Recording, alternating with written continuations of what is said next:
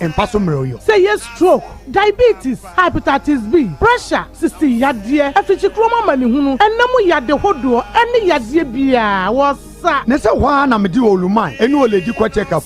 Owo mfidie pa. Meye na domati kuanie. Nanse mi double no. Uni zen. Hey, I'll grow hene. Oba opese o hips anase o to eya akese. Yeye nwodwuma. Sanso enese stretch marks ajo wedi aboso a. Eno nso yeyi free ho. Berima obema so na apese o pagemu no. Bra yebe pagemu ama. Ube hu peske ewo Accra, La Paz, Nyamiche Junction. Ye Crown Prince School no achiwa. Kumasi G Runabout. Medila bachi wope. Baby ani edese human bank womu no. Sawiyo so empumam ye ne Church of Pentecost ene di nhwanimu. Takwa Roman Stores opposite Zenith Bank. Sunyai ufri Kumasi KOTOKO House. Rex ye ne Total Filling Station ne di nhwanimu. Fre Peske ewo 055 773 8555. Peske quality hair.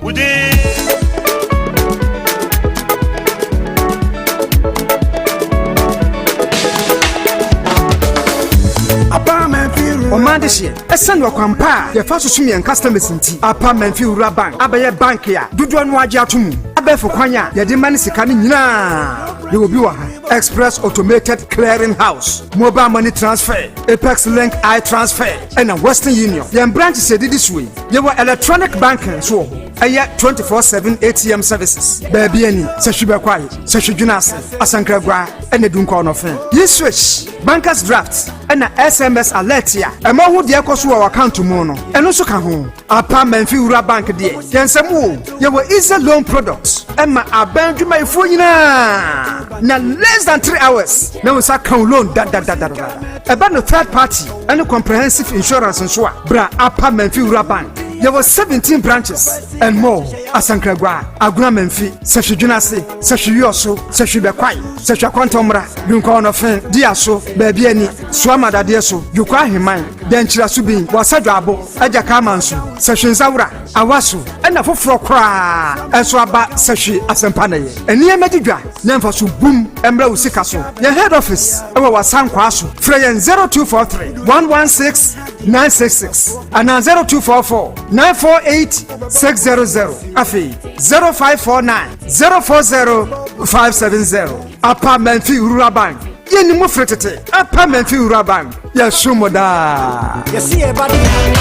Esiene kaja yaseda. Mira, se say de min sumi bi. Afei de ameme. Edan ba kwa ye behan ye. Na say. Otena say. Se say de min sumi bi. Yo be ye bia enye fiewre yi fe. Ba ye power pampamu no. Na din sha na ye hye wo. Na se fiewre anye wo say ya. E ma wo tirimu se wo besida. Na fiewre bi tete wa. Comfort Atta 68 Enterprise. Na se ma fia ba store. Se obema onyoma. Wo de besi wo fie. Na wo so wonya babi du tiato. Na mpanifo se. Se wonya babi du tiato na brabo na hanu. Comfort Atta 68 Enterprise. Anasa man fia ba store. To adanse hu nyoma ni nyina bi ya hyase ko se awie. It say cement, iron rods, wheelbarrow, pickers, shovel, hammer, carpenter for so yanyi mu ma. Your foreign plywood. A wo betimi dey your kitchen cabinet, wardrobe. Any what design plywood wa. Wo betimi dey your ceiling. Na fese. Na sa wo bo POP ni wi a. Plywood dey be ma wo. Ade show TV na chi. Ebi wo ho stickers, design bi leather any material papa ye dey yankonya. Asande yampa leather, ye dey leather pragia enkonya. Ene car so dia blue. Ya wa 99 and a top band. Carpenter for so mutu so ni nyina bi wo ho. Ene dia mo dey adwuma. Ye sa wo paint na hodo ni nyina bi. Beti say home paint, DTM paint, flamingo oil paint, and a local paint. Foreign paint so wo ho. No so color wo pe no. Me am mix dia man. Wona spray car so ye mo paint ni bi aba. Ye super shine, hardener, clear. Ene dia keka ho wotimi di spray. Funda kanyi. Na so wo se wo dan ni wi a. Ya ma won tense papa. Wo dey bow down so mosquito nets, black and blue, wire mesh, padlock, alarm dia and a high security. Na sa da ofia. When you comfort kwanta. Mobile Comfort Atta 68 Enterprise. Anasa man fia ba store. Ama masimi fie. Na asedanka mi fiura. Wotete me. Sakanyo no ankama enchina ko hwe Comfort Atta 68 Enterprise. Anasa man fia ba store. E was a hudwinase. Nana Dick filling station. Wow. Fair manager Nana Pia. E was ahoma trufo we so. 0541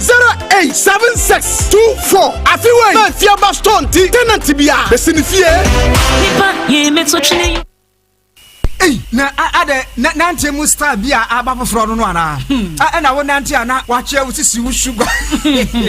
se wonni me yare ne na me nipadua mu a enka wie wonya me rofo kra. Oh sorry ya ready en fan siri nipa minim ene tie me yare ankasa kakra na nansi ache me chinka sei asemubu ade wonni Lawson herbal mixture e wo vie Lawson herbal mixture ene wadwuma ye pa efi se me malaria ne kan ne ho a achinje sei na Lawson herbal mixture so edisun kunim no honam ya pa wo bo no bia umia no kra wonte hwe enso akire no na ye no ya afe malaria koko afitikromu amane hunu ade en eya na mentini mu ta hwe me pa na ase de emikotodwa hunu bisa me so de bancha bobo ngumu a Lawson herbal mixture ebetene tama ho atokra ene se Lawson herbal mixture ma me hoto me dia meda was na we no enye sika na me beda was oh that is in kind wo no ha o chibre benya me ko pedia process ya our pharmacy chemical na herbal shop bia be me omanfon frɛ 020-267-5778 and then 0242-133-577 Lawson herbal mixture de ɛho na ase ɛyɛ in kind.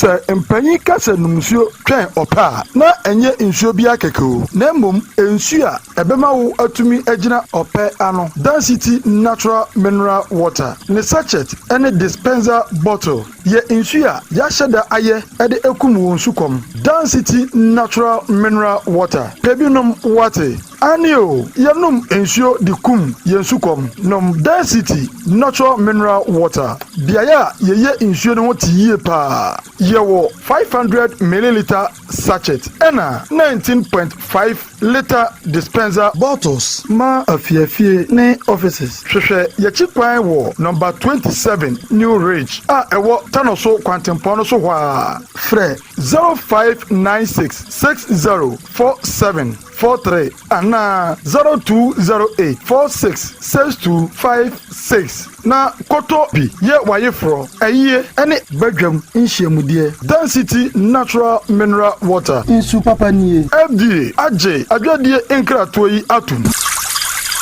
Wifi, nessa na we active say. Edekane wo be no amoa ho de nam ho. Oh. Jemi Razabren. Na minya araba bazen pills. Edu ma fichi cross wanyo. Etimi ka me say dwe. Boso me bi wo no ha emaye. Etoda ba etimi basi boom boom boom. Ebi nso ho ha. Minya tenka bi akra se me no obehia. Bode ne hamio. Oh, araba bazen pills ba ye. Ejisa haw ni nyina afri ho. Enne mogya di me mu afri sane ye. Me mogya so aso ne krojin.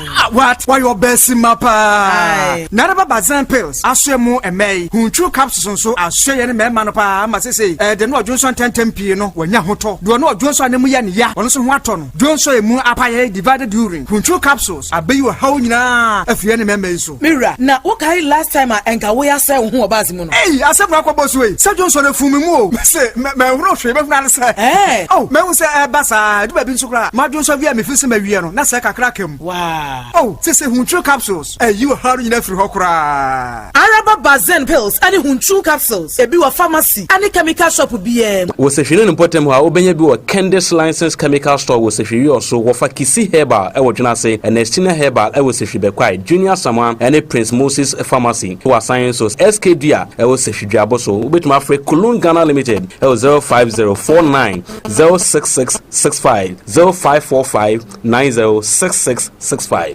se fie ni bibi akomane wa eni yen kofi yenko bibi eni je wo baby atinke mo den wo baby a cereal wo eni mpuse to de bia baby a yetini su yenko baby ye betumi akyere ya adwene na yenya sembia and sent sweet. Baby, I didn't know my pepa sasaya sakit wanwa. Eye ni wono. Yen coffee, baby odo. Oshe, eye ni jiwo.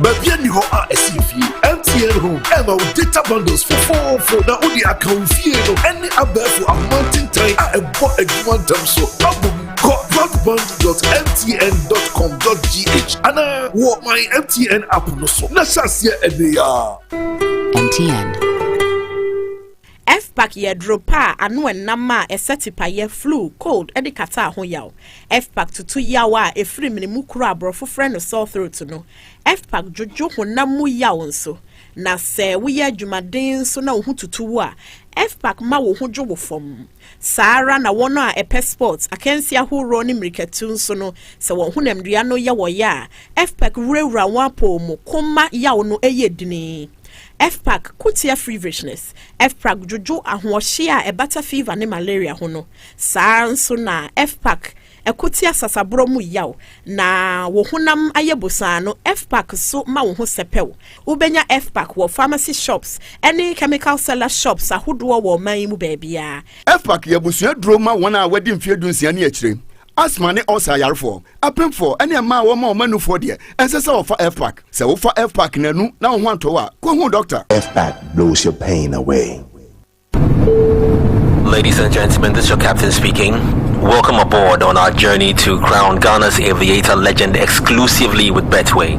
Please engage flight mode on Aviator and take advantage of our guaranteed free flight service daily until the 30th of June. You'll be offered a shot at a sky-high 500,000 Ghana cedis cash prize. And also, please ensure your seatbelts are fastened and you've braced yourself to get way more at betway.com.gh. Thank you for choosing Betway's Aviator Legends, and we hope you have a pleasant flight. Terms and conditions apply. Regulated by the Gaming Commission of Ghana. Bet the responsible way. Betway. Get way more. Ena menua obosom so ewa for the NDC. Ono ena emfidie drip mfidie a ewo eyese hwimpotam nyina no. Ede ahye nensa. Se hwi oso hwimpotam ahye nensa. Ata brother, good morning. Good morning. What is it? Boko, no sir. Ngaka. Now it's to the last day of June. Wow. Nyame ibi. Nyame do ibi. Yeah, diase pa. We are grateful. Yeah. And all June finest. So now me night here and finally, brother, get out brother pain. Dr. Kwame Free. Yeah.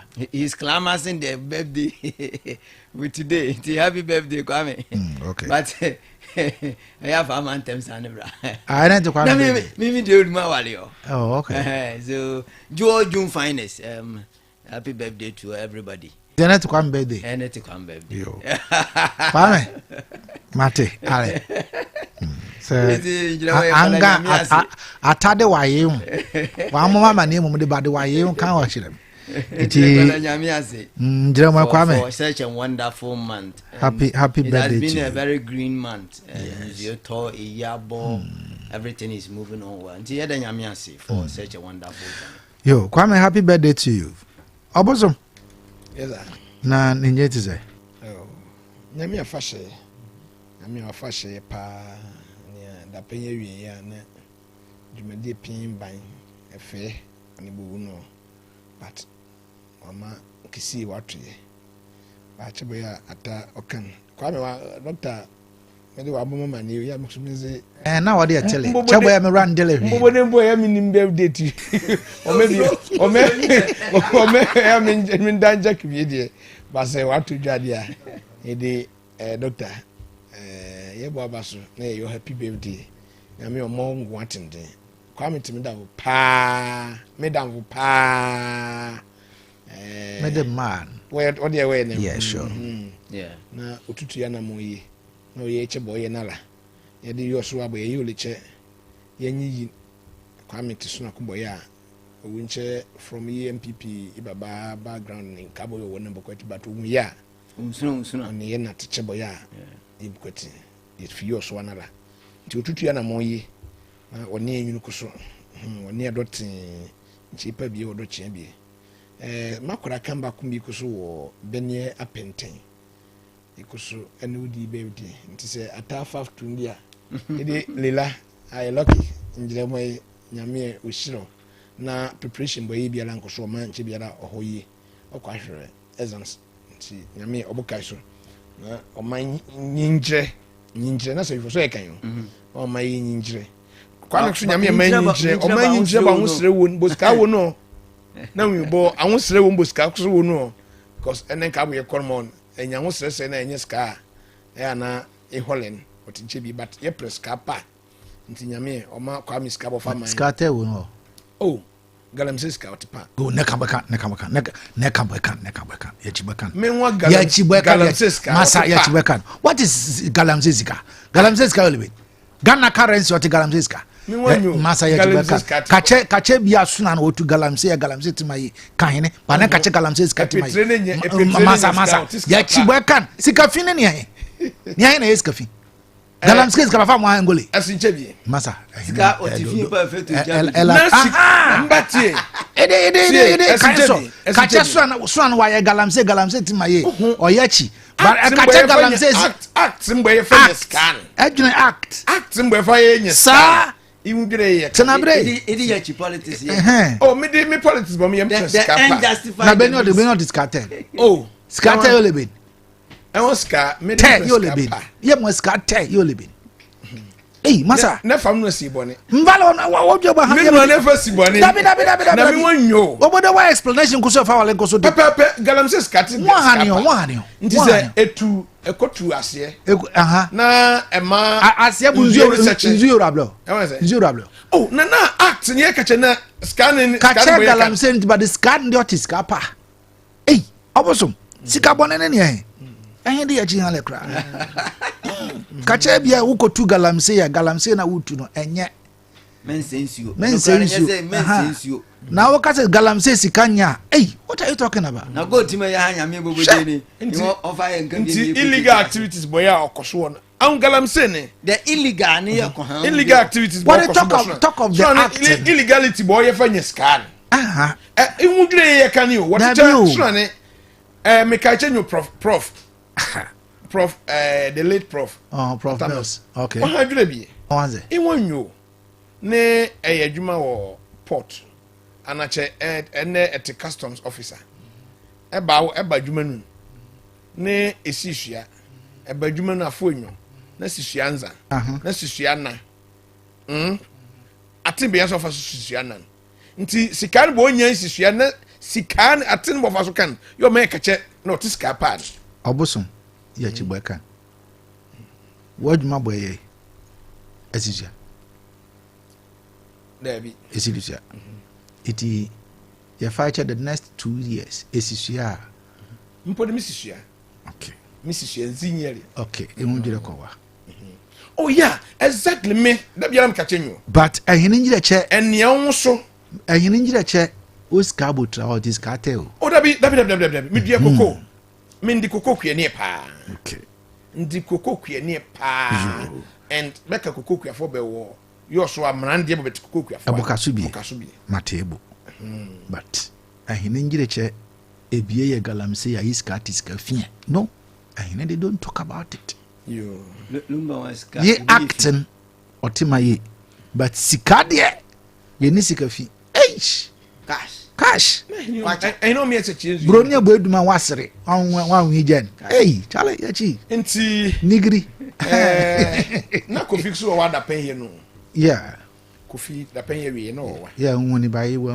anu mai holusiata anu mai holokru oh suine oni suimai anu ma bilele kofi nyemene so na wo sore menyi ya traba na yi subo suimai anu ma bilele kofi nyemene so ehede me na kofi wo hyebo na mum mede bo anu ma be yeshire yin mede ma ha ewo mitie na mse meka kofi koti njiraman atawa sui ne be frese kasi kuruba tintin maye kokko peso ma MC koti ye koyenchi pripa bie komashi pripa atadien oh atene de anuma ye dwubre na nan wanyu na mo be mo fa so okay anwi hanen okay inwa mo ba na mo fa kofi nje ne me ngan ko no problem ye so ye fa so yewuni nka botima ye paapo yo le swingwanda tu atakam atasebre anuma bo ye holin ye fa wadwene ati biala so be atase bridges mo be yelen ba anville bridges mo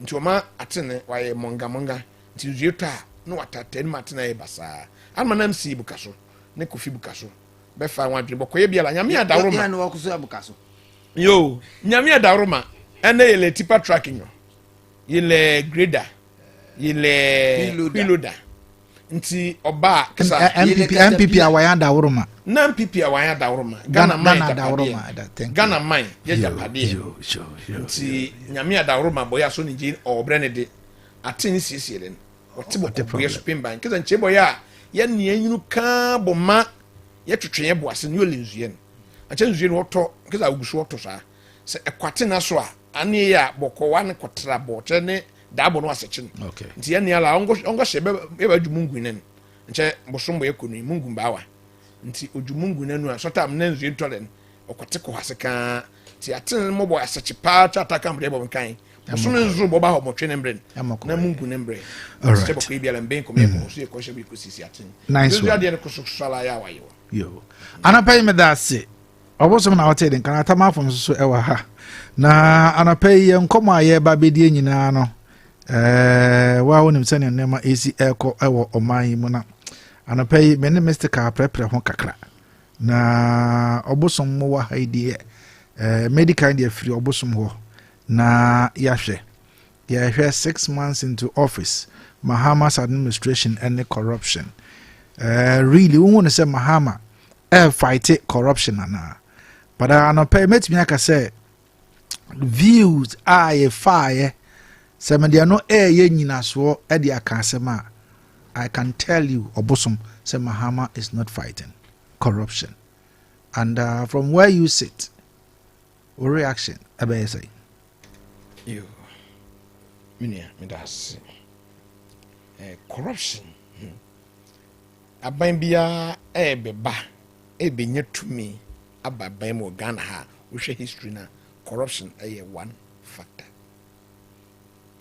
nti se obi etinchen na okase ohun se John Mahama fight corruption eno ye nipa na dwenkyere me nyi nipa na no so ensi boni na mom se wo hwe anamontu a yewura John Dramani Mahama asha se me corruption ko no ho anya corruption ko me menti asem ni se wo kwa akwacheche nkrofo agum eno na corruption ko wo abandi wo abandi no da bia me kase se aban we na ya ba no se ne na ekoso wa bandada no diem ya na Ghana for enye wo mo fe Ghana for empe se yesisi ano na sansam na nsi ne mpo wantimi anche obi antoma Ghana for be yo mo de adentra sika enyunu efa institutions ahodo mu a ye nyina ya nitua contract ahodo a na bansan procurement irregularity na ekoso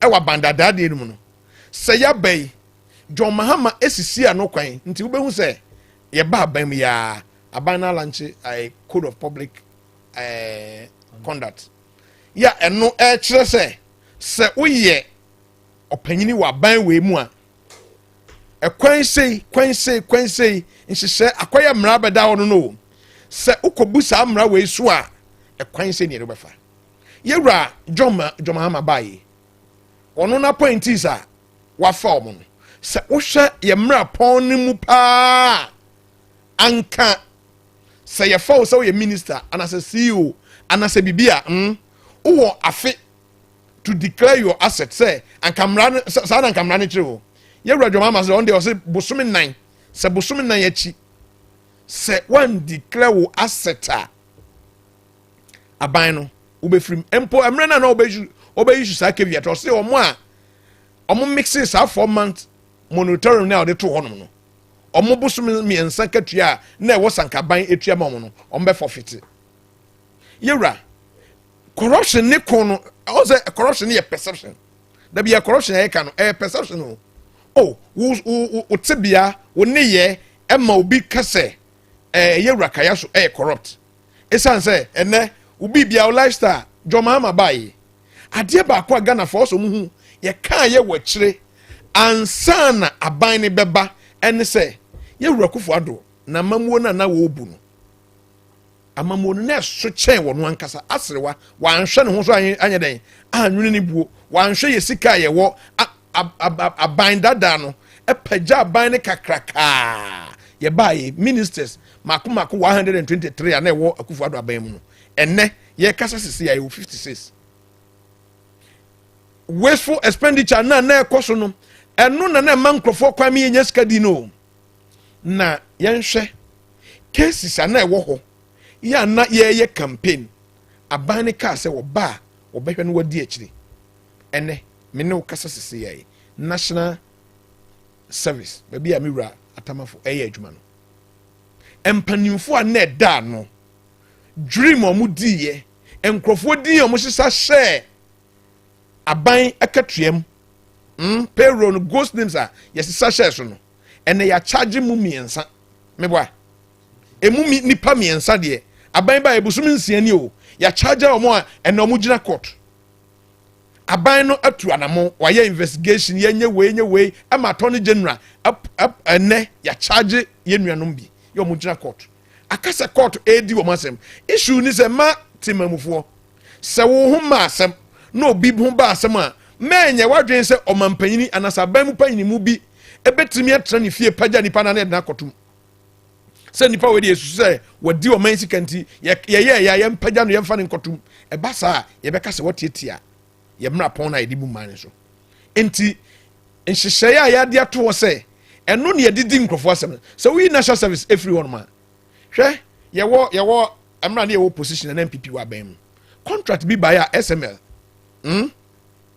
yede oman sika nkrofo kolie kosan contract adwuma na eni hokra adwuma nkrofo te ye hyehye ye se oh yemfa kwan so ne yemfa contract we nkoma yenuanu na ebusuafo ene eho yenuanu bi gina court mebwa yewura na owo national signal bureau yewura dubu ahen ene owen wone nkrofo bi a ya charge omo mu gina court enti yesre Ghana for ye kan dodo ampa cases a ye bobo so no edoso ye hwe ye ofurata so what me say ye hwe ofurata ene onzo odwane ona akoshe ba bia men na ye declare wanted say ono ne the most wanted person in Ghana ye hwe no enti ye ntimi mfa sabosumi nsien emfa ni asem ni nyina nsem ni bebre wo hono ma ye nim se nkrofo ye pre-bargain ayi omo hye akire omo ne aban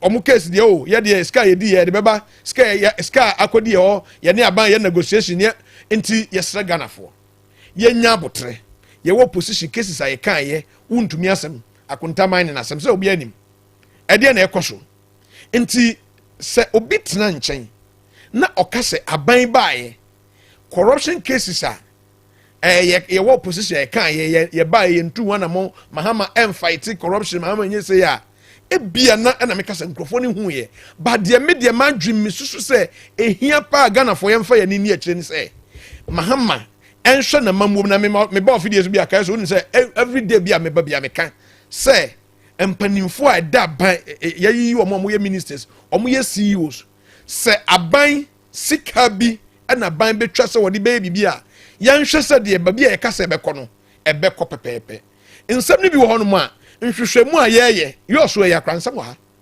yɔso a yɛte no ensam ha ne ebeye bia obeye nhwehwɛmu anhu sɛ asam na bi won ma na allegation yɛyɛ asam bi won ma bibi ekoso pampan bi ɛwɔ hɔ ne yɛyɛ de yɛbɔ ho ayi ne yɛte ne sɛ yɛba aban mu sei no wobɛhwehwɛ nkrataa ahu sɛ asam wo yɛte sɛ ha ne sei ne wa no ampa nyina so bi wom na yɛde kokot be yɛ enye asam bia na wotam ha de be kokot but se wo hwɛ susudua ne nsɛm a ba ko mienu miensa ma bobɔ so akyerɛ wi na wo hwɛ na montuo within 6 months yɛyɛ investigation awie atimi a charge nkrɔfo mo wɔ court ne mesrɛ ne sɛ yɛntimi entietia Ghana mrapon so no de yɛntimi entietia so ɛna yɛse obia yɛde kwadu bɛbɔ ne bia no not until say yɛdi na asɛm awie na yɛbua ne fo no untimi nkasa wodi fo asɛm bia even though ebia na wa dance e wo bibia say da bi ni pasmasi wadi boni we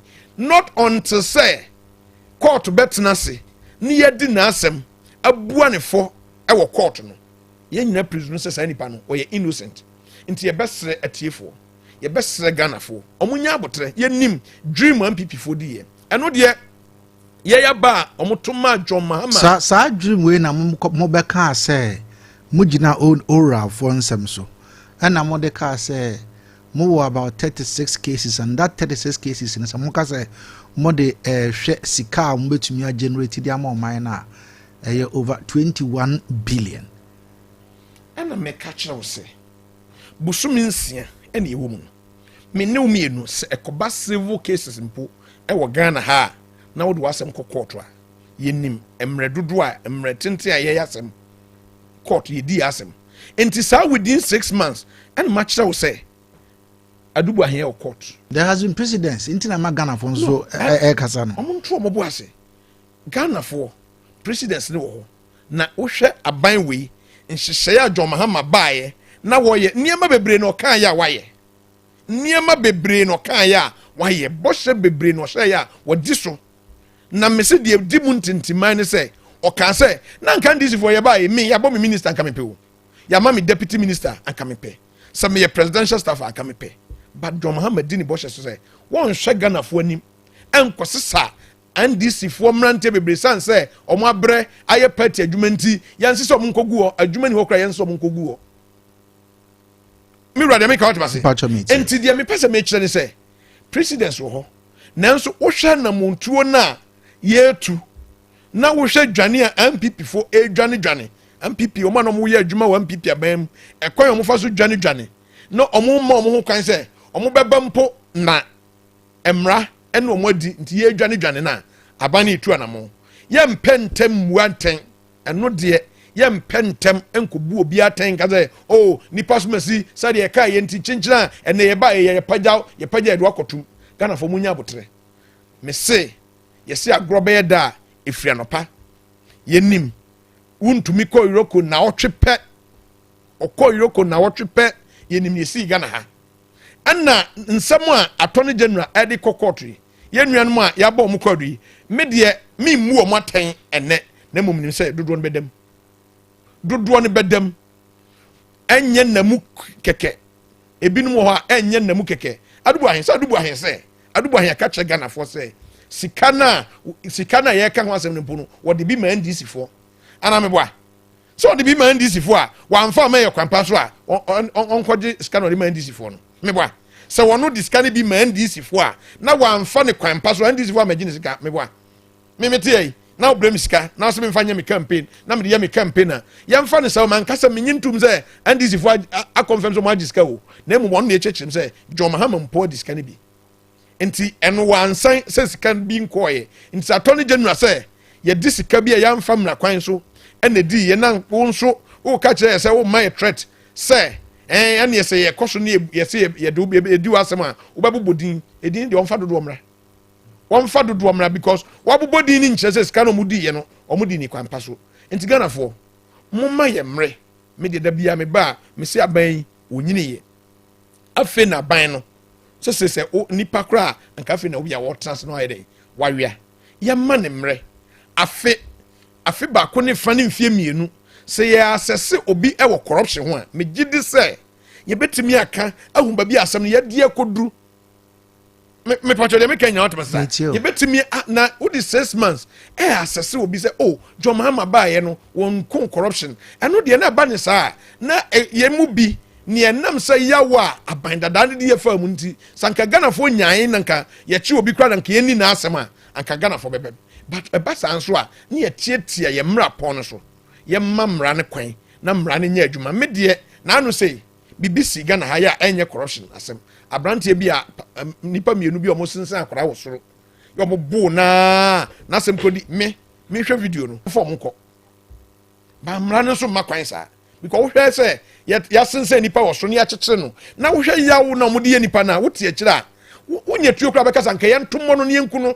nipa sa no mpo ne nikwan se ne tra nanso mra no ya kye no nyina achi no mra no ye bedi na asem ama court abua ne fo ye bua ne fo ana ne ye beka se ampa nipa no odi fo wasem no enti Ghana fo ye besra mo munyamre na John Mahama won tra ne to so won na on meda ema nkrofo hwe corruption asem aye kan wonim se ye baaye Manase Azure ayi nkrofo hwe corruption asem aye kan wonim se ye baaye Manase Azure aye report bi on Zoom Lion enne Zoom Lion contract aban say one Zoom Lion any contract bi aye yen decentralize sanitation enko municipalities ne region bia ne den enyo moade ata saade we me na me assemblyman asem da bia na me kan wasem no say yeti yo so ye bola sika kwa di nkan mo o man na man yetimamfo ye bre no utimi say aban ba ye no ye nsesa ye bebre ye eno ne yade si corruption na no kwan no nti yebetimi aka say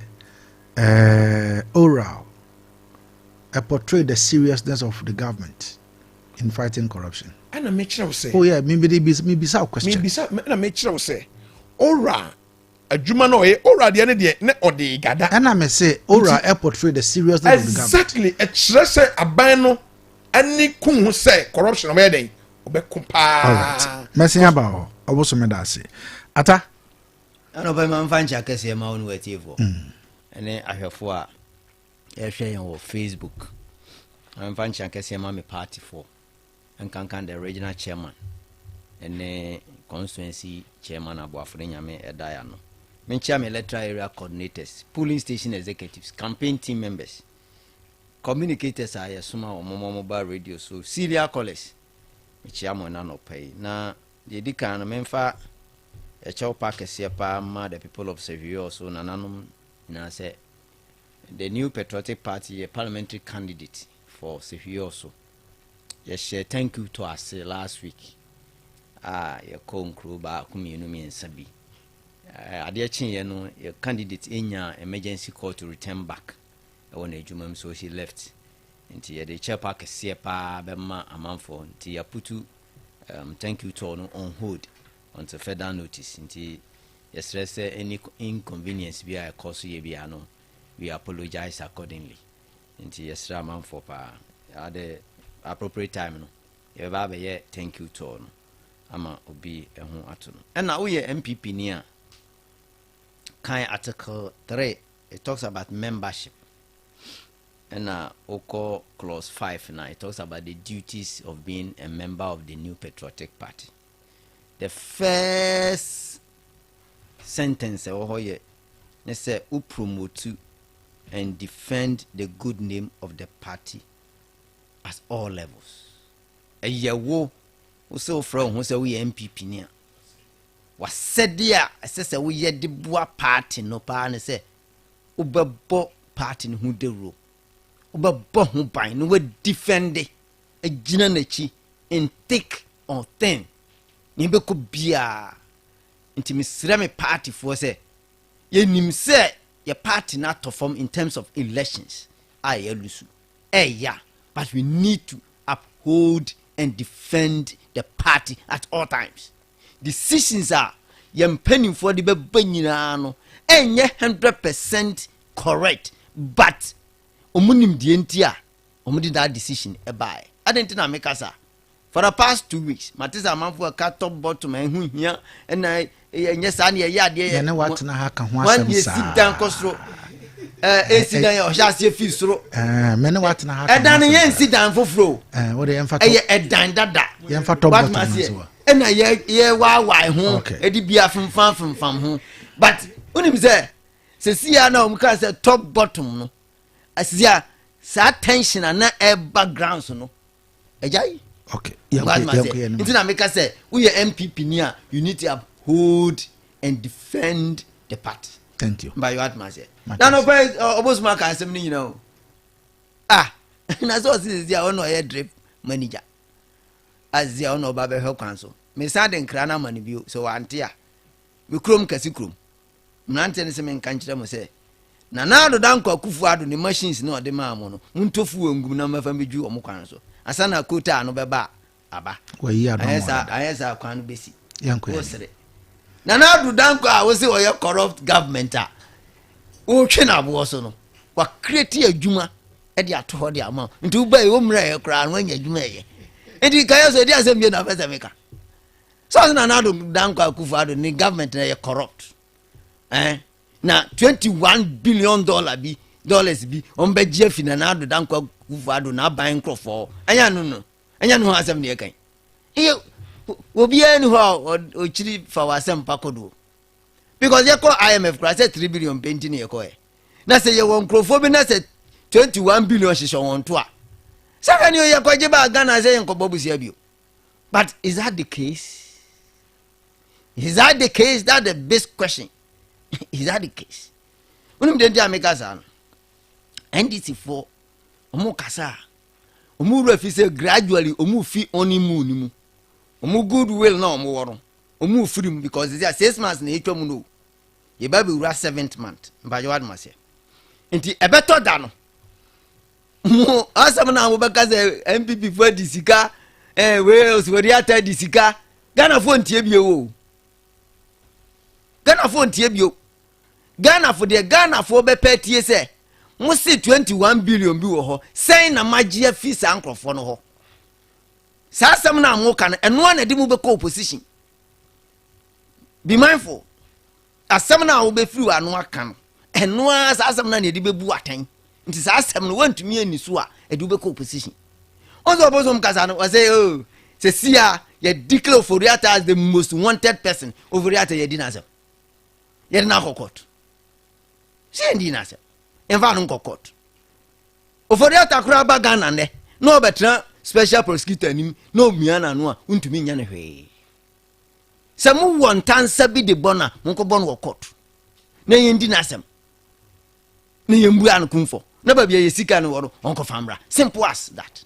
But mumu na tembia mumva nko court na mugina ho na moka sasa mwe mubaka one day ebe fedi e fedi out amafo ntie bio because ye obi ye di na asem wo Ghana ha a ye bua no for about 90 million Ghana cedis e hye ne to sere yam temaklo ona America adentri onu de mumfa wanted dem no oni ye bua se wadi ye sika o court agiatum bam munyima ye says kay ya de brawo bosom ya de brawo krawo drip machine is fire adwuma nka ade be ya adwuma o nka me krom pe wo de kwan atokrom kwan ya obe gini correct kasi krom de na kan namu da tokrom kwan na ka o ye ni nyina nka sika hutumi fanye munkwaje ya no ene de court wo bua ma me no fo na munya ya kufu ado na da bia mo pese mo bastardize no akufu ado anya hwe yete ase wa anya hwe wa diga na fosika.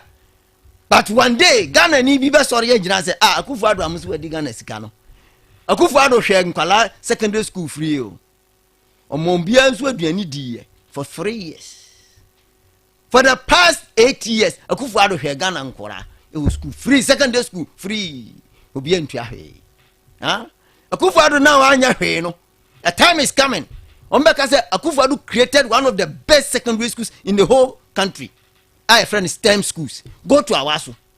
In terms of infrastructure, in terms of equipment, be pia ho udu hanu ani age. Matize obosom gram say on bezo mo dane say school ni university. Yes. The time come Akufo-Addo a we corrupt no. Ye be kai no. Enne o se koko ahia se epeke. Do you know the reason why? Akufo-Addo wa anya hwe no. O di koko rehabilitation by.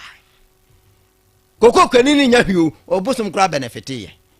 Me de say otea or benefiting from cocoa rehabilitation. Once I know can just say Ghana ha yours why you come rant your mugo cocoa for power can be or the insensible Akufo-Addo. Yes, Akufo-Addo he rehabilitating if no for kakaka udru ha when you be believe. And now who did you Akufo-Addo now anya we know.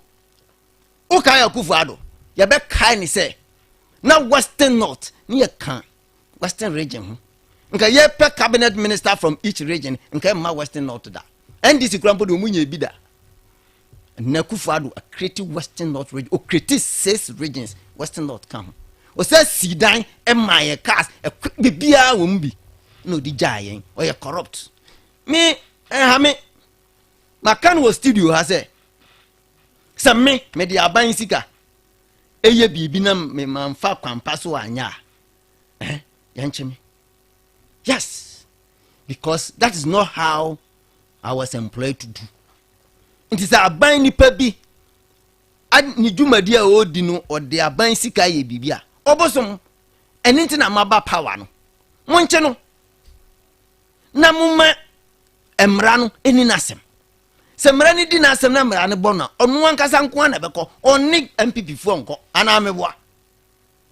Ghana ha aban ben crofo ne ya chi won for corruption ya yedu o matum e wo Ghana ha man enim enya NDC from Rolling Stein NDC for ne co prison under JJ John Ajikunkufo.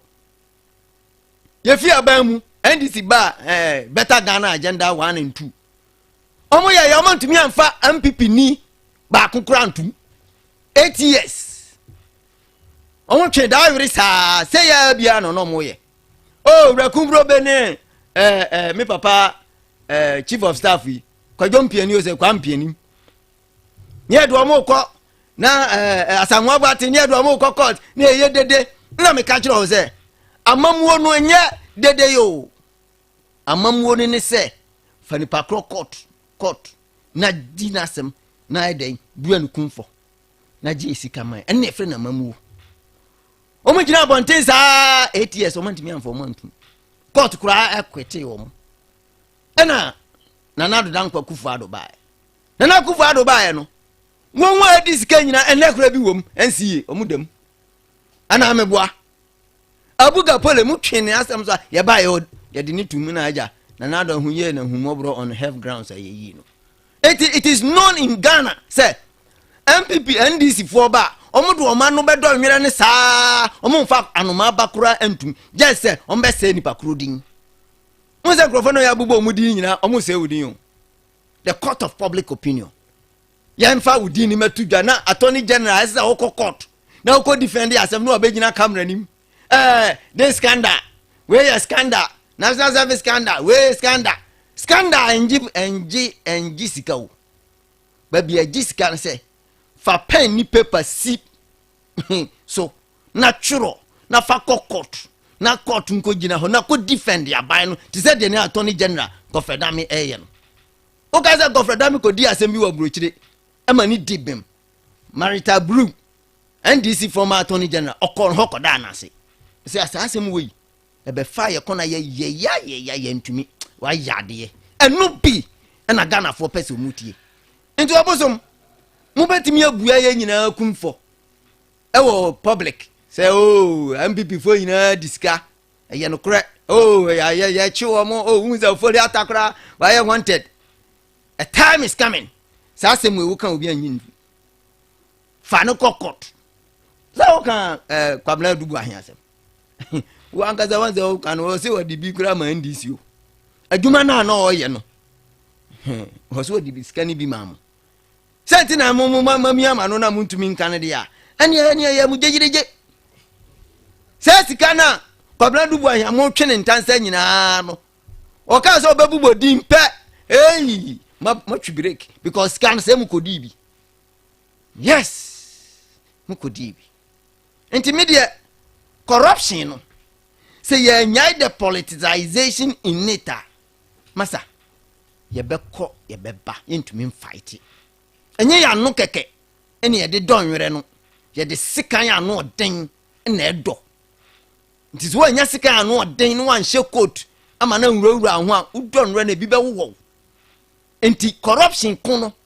ye de mra ena eku ena mra so ye de corruption ni nyina so no na me adawro ma Dona Jekunkufo eye public procurement law bi bebre egu ho e de mayen ye ni samra no so ne yemfa corruption.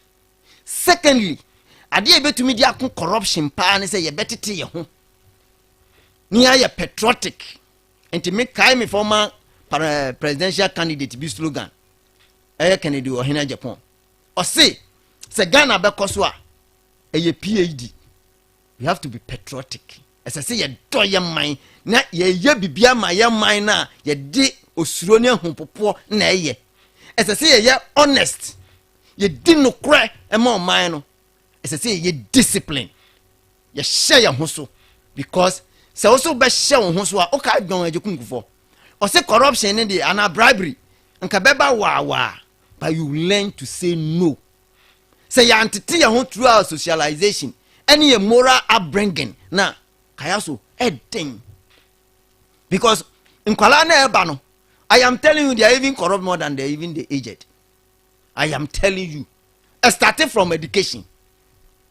Akola P4, P5 or Juni JSS dan I say we say your kokra ye chere. Yes. Kwalana Juni show mutrimu no. Because se si akra na ye exams they are more various schools no. Ye chere wo mo. ɛna ɔmo tworo nti akwala ni benyini no wɔhu ne sɛ yɛ normal nti oduru secondary school a ɔpɛ obi ma na aboa no oduru university ɔpɛ obi ma na aboa no na saa akwala we kɔtena adwuma mu na obi ba na ɔsi gyi we a akwala no ɔnye so we have to start from our education ne yɛn conscientize yɛ mmeranteɛ ne yɛ mmabawa na ɛba no on the mindset sɛ Japanese ɛyɛ fi egu stadium ni training kyerɛ ne sɛ babia oyɛ fi no ansa na obɛfiri hɔ no saa fi no onyim firi hɔ yɛkɔ kata ɛkɔhwɛ ball they were the neatest audience because ɔmo hwie ball na apɛ babia Japanese for ne try de nyinaa no ɔmo kiri ni hɔ ansa na ɔmo afiri hɔ yes nti yɛnso yɛ Ghana for ɛkɔ yɛnso yɛ adoptee bi and we became also part of the system that is the training meka ho asɛm nti obosom enye corruption na mo de abo ebi wo kronpo na enye politicians o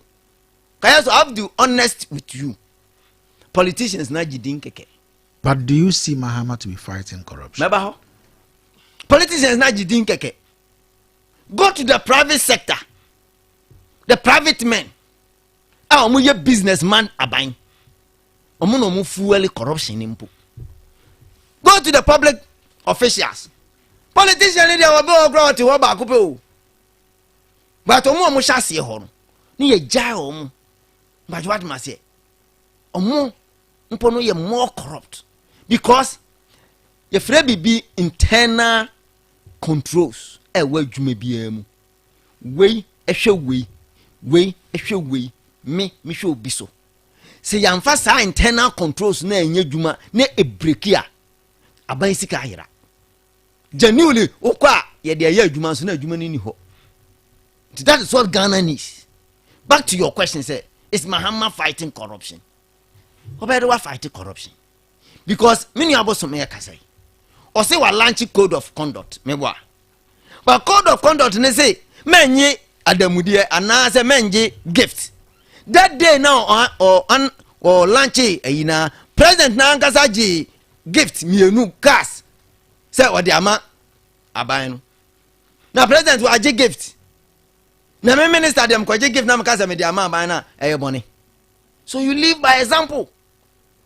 Secondly yanka bi anhyem ana yehu se sami jamfi dollars gunika mu a oche yeti yen se aban se abepa cheunti ye di ache no ban se no nche se wa corrupt Kayaso unye boni a opacho dabina se the act no question ma bisa unsu yi ano Kayaso na wapa me say se unye boni a ya pacho act no ana wapa mo cho it means act ni nya but on and just so corrupt. So send him to the appropriate quarters. Ni who say ha he no nya dollars ni free here forest brew be na okosi sansa dollars no ni who say dollar no e genuine fanema agencies no mom investigate no but because it is your own you pardon him or your darling boy Sami Gemfi mo pardon no nti say sia wa pardon Sami Gemfi wa pardon no minu abosum ofi camp nti on the oyeboni a obetimi ahwe nanim aga eze ukodi na asem so abano nti na Ghana for can say on crack the whip before say a sentence bit say crack the whip beba no na yehu say wo no onya de that's the meaning answer na broni be ka say crack the whip no who say no why like adasika why you lukewarm attitude be as say oh yeah so the right phrase that is a Ghana for you to man is crack the whip. Babano, what point you will be minister of communications, and did 3 months. Now I talk out to the quickly. You should crack the whip. Not the number investigative body where she had the fun. As at that time, can you in Trianica? What must say? But corruption fight here. Fight no e dey say hwinimumi Kayaso mame kan no kracho wo abamwa utu ayeden ya entihwe say abani so wa ye ready say obe fight corruption.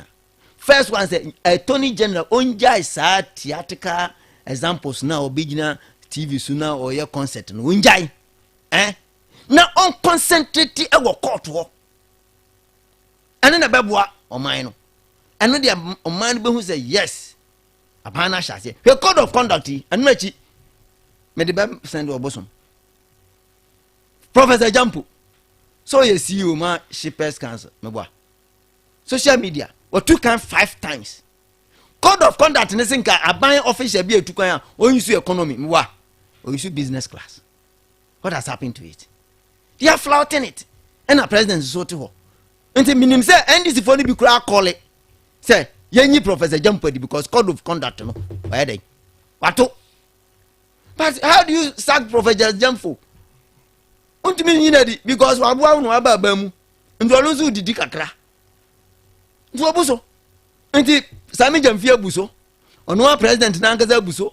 Professor Jumpo nso buso. Nti when obuso a ane ye beche no. Yancho obia. All right. And the one say me aban bi obeba so fight corruption bia no me metaba enechi. Because corruption there and amaga na atiti se kontebe no. And enye ne e sha ase ache eye nipa su. Mbajo adma say eye nipa su a ye ne ne especially Africans and for that matter Ghanaians. O ka say Ghana ni bi your papa. Ya na nanom kan say because obi your papa no how. Me boa. Oni mi dey anu how. Wa how because papa now oye wono eye conditioner. We expect say won so da achi bi no. Onso ba ya ni papa ni bi atuaka. Nti yen kasa ye system no any corruption no ebo numpu kakra. Nti me I have a problem say yen say ye system no corruption ni mo.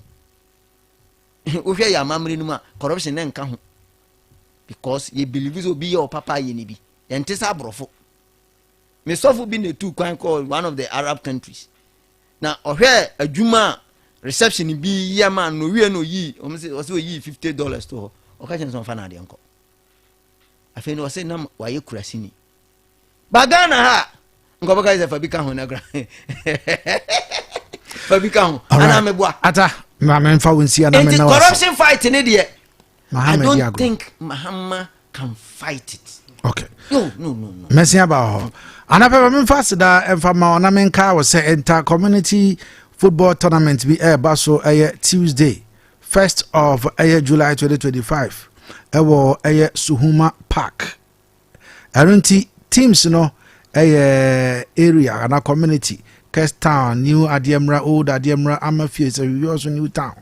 Anwiam Junase Aboduam Somakrom Asaman Empomam Ewiase Enhia Kokokrom Tano so another Tano. We nyina senia betumi ama ye nyina yaka ye ho bom ne dodo ye ho na amakoro ye aba ye ntem anu nti na ye de adwumade ye de ebrew anopa no nso na ye free ase registration no 250 Ghana cedis. You be grateful say also betumi a contribute towards this event na ama na ye krabehwe anu nti wo hunu ye nua be ma Patrick Lambert a ye dwum Bay Port Savings and Loans ono obedi nkomo sara nso na Thomas Chumasi akwasi apia manager Ghana Commercial Bank and now be contact these numbers 0555568100 and 0546858658 ofra ombedi oso enchemu bia nso no wo mo de be ma anopai Born Agro aba ayede etu ewira ase na Born Agro form na kokofa kinkon sign de bae na wo mo ese o ma san kokofa kinkon we decide no ana nsuo no sisi o ma kokofa de grana so de aba enti wonya bia na wotumi aboa ama wofuo no so no ewira a ewo mu no ebetu ase na yesanso de major de aba major 3-in-1 selective weed decider eno no ye de control different weeds a ewo abrofuo emu sara nso so na bondaro nso so obi a waye banchifuo bayire abobe sara nso so na kakaduro ene ahwede afuo wode bondaron ebe control ewira a eno nso afu ewo mu anu nti ope bi atoko bi eto aduro bia anaba frɛ 0246 519012 Big Family Enterprise ewo Junase womo ene Frames Police Station no na edi enumhwe womo so ba akoso ewo Sahwima Rural Bank abrosan mu a womo esesa ope fridge ato ope air condition ope TV ope cylinder microwaves blenders wɔn ɛwɔ fan ɛyɛ sewing machine decoders ɛna wɔn san wallpapers ahodoɔ no nyinaa ɛma wɔrɛfi sɛ ɛyɛ cooking utensils carpet ne mattress blind curtains so yɛtɔn no nyinaa bi colors ahodoɔ de size no nyinaa yɛwɔ no nyinaa bi ɛwɔ yɛaso yɛ ɛno nti frɛ yɛn 0243920371 anaa 0244675960 big family enterprise yɛsɛ quality and affordability. Tell us our cash. Yes, yeah, the here so be dial star 110 hash. No download do tell us app no and one no obe send this kind of free enjoy. Ni obe yana so obe send keke. And don't just dial star 110 hash. Ana obe download do tell us play app no and one no na was send keke. Tell us yes connecting energies. Yeah, awesome. Mamensa Emra wanna mean 1 or 2 reactions from you. Kayaso atakasa bebre niema bebre no krene se ye kase na kufu ado aban MPP aban otwam wanya hwea na enye Ghana for me kase oba mfie nwotwe no omo ahu bibia oyeye na mom Ghana for hwe sika ya ebedi aban ni nsem ene adwuma omudi sika ne ye ya mira Kayaso se odi toto ho a bibia kire wo pefe se MPP aban no di Ghana wu ata eno ne yeka ho asem wo be free ho akoro wo bae no bosi a wo bo ye nko asika bedi wu nsem no over 600 billion ana Ghana for bisa 600 billion no adwuma be na odi ye ene o ka jem so mo ye free ese chehwe aban ne yade John Mahama amamuo ubisa asemba ko me be wie no ubisa me na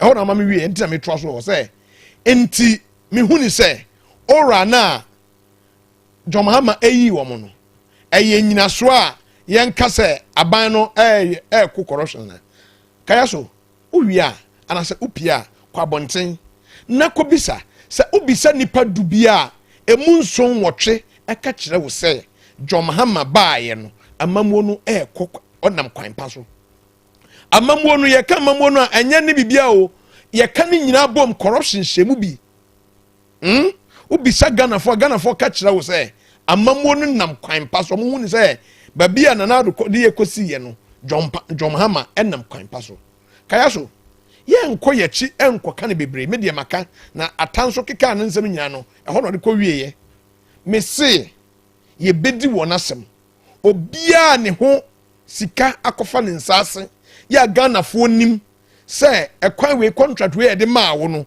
wamfa kwan paso na wo ye no sika bedi wu nsam ne de anko ye ebinum se National Cathedral unim se ora after ora ye no National Cathedral na no Attorney General update ye omo so okasa ye pene kasa ne pa babi omo beyo nhwehwemu asem bia ho akodu bia no omo update Ghana fo ema ye hu asem akodi court no eno de ya no mo ka no mo ye no asinchen ni me se ya charge ni ebeye bi once ya charge adubu ahin ya charge national service for more national service bi ba miensa SML contract ya charge nkrofo mienu ewom ne de ekwan bia so ebi bedam ya mpentem mu antem se na me kan ye na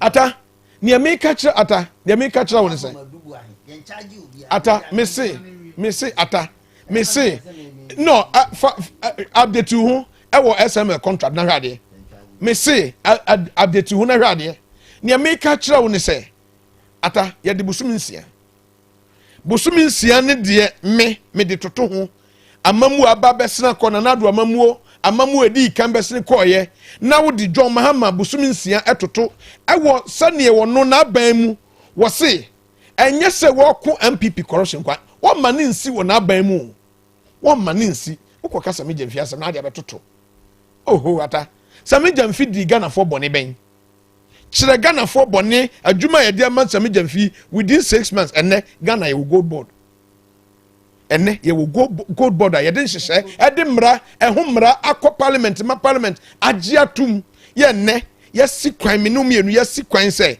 ye ma obi biara kwan ma ni gold hu dwa e wa mansem gi sɛ wo de fa gold board ata sika de bra Ghana no eno unhwe nkan sami jamfi kodi ni nkomo abontena ni nkomo na wodi a wo che obi sika ena obegyan ka so e corrupt mesrew Professor Jampo mo de sami nimsa mbeye because saa brantia no mo try se mbegu nanim ase emre bi atwam mo try o nipa eya yehwe yesi we ye promising MPP for nim ba bia Professor Jumpo be kwakoduru enti emre bi atwam omo di nsam bi betoto ne so ne aye ne se enyanwa media de meka kosiri se John Mahama mamuom eba kita sehye proye ene kankan a ye yetia enti ya ban mu wodi kan ye bida abuga pele na aka nasem no wono no ye na pointi odi bone no John Mahama de ne court sanse no na susudie na John Mahama de ato se obi biara wo na aban ya ne wasati mu sa link government da wo ye no nani eda obi aso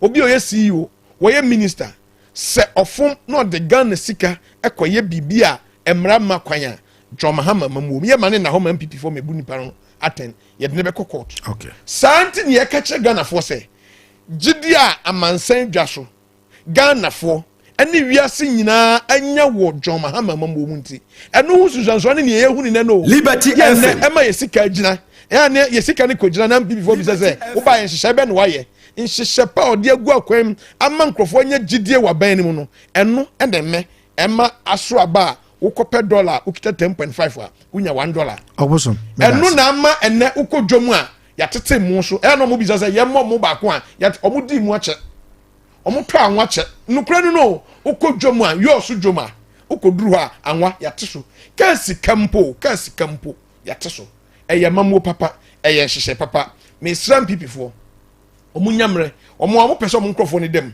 nkrofo no so de enam so mu di dream wo mabam na omo ankasa mpo ha omo na MPP fo anto aba MPP fo gina so to aba ti omo ankasa banti sa gidie no munya no John Mahama mu no me momo afi enkom fie mienu ye behu ne besi omo ata mama more than next 6 minutes na fe me move on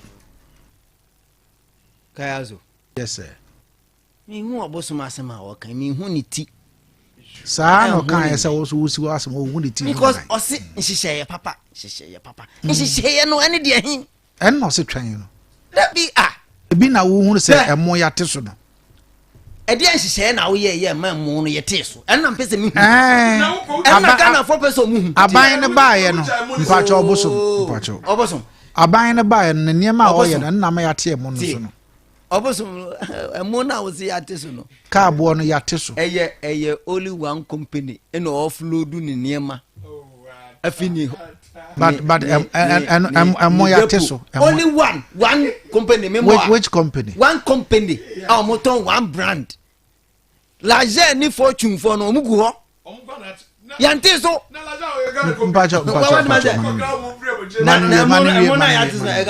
me I don't want to give credit to but Master, you don't know go market obio. It is only one-sided. No crampo. That is not the taste of Ghanaians.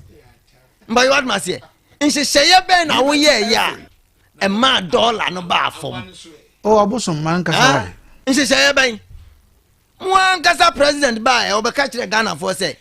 In Shaya ne say. Aban bi kono. Where yan Shaya bia. What this sika bebre ekoto amano ne sikam. Your friend no. Foreign reserve account 9 billion. That is the young person body. $1 na aba from no Bank of Ghana governor Dr. Asiama say in Shishaya Masika no akọ from and say Oroba Omia and na by MPP for yan Shishaya friend gold reserve. San Shishaya no na masidi na ho ayedin. But Shishaya ba ku bia dia o say yan Shishaya aye. E dia Shishaya me mabon Shishaya mienu abanda da no eye. Bobi ma me. And Mwagaza anya president na kaya. Bosom, don't be hypocrite. Yeah. Unim say, yan, your assistant finance minister, Dr. Ami Adams buy no. $1 no, I shall say eba from. Ebe do 14 per dollar. 14 cedis per dollar. Pacho man kasa. Message so for data. Oboa yanka over 100 MPs kasi yenedi. Huh? What must I say? But me Adams by and Ghana Nibian him say the system was coming down gradually. Emma Obia who say Ami Adams no heading or boy Juma. Huh? It me there me problem I'm one who obosom say. Wasn't she share pa bi she share pa bi no nka bon she share ba ko pebi unim untimi mo. Ena ma bo abi a kire wo say wan kasa wa ban panimfo kra gia to me say MPP fo she share pa mienu bi o mu ja ma mo no ena ne mu di ho mfaso Nya toso bio. Onu obosom ne NDC for no kasa on. Omosi o. And a yelling government 56 ministers per. Enti abano aya dear. Obosom enye no kreda. 56 ministers. But mo budget a mudino. A bro ministers are. Eye 85 and another dankwa dijamu. Because nanado dankwa ni budget. Ni nyina na 250 billion. No kuta 85 ministers. First term no ano use 126 ministers. Second term no o use only 85. 85 ministers na the budget nyina eye 250 billion. Mu use 56 ministers no Ghana for mundie. Omo budget eye 290 billion. Why na magana aboka? ADC kakese. 290 billion as against 250 billion. Difference 40 billion. Mudi ababe kan. Enti obosom man kan we nda Ghana for say oh yeah 10 ministers so. Yeah. Obi betimi awo 10. Ono beji akatua baako. Obetimi ahwe ni manyina obewutu ntumi hwe oma. Eye determination how you want to manage things. Enti me I believe is that nanado dankwa akufuado. O born homodin. Oye di obetumi. Say ne minim say o topic craba koso a bia won koso. Mo say because of Iran ni Israel to kwentino.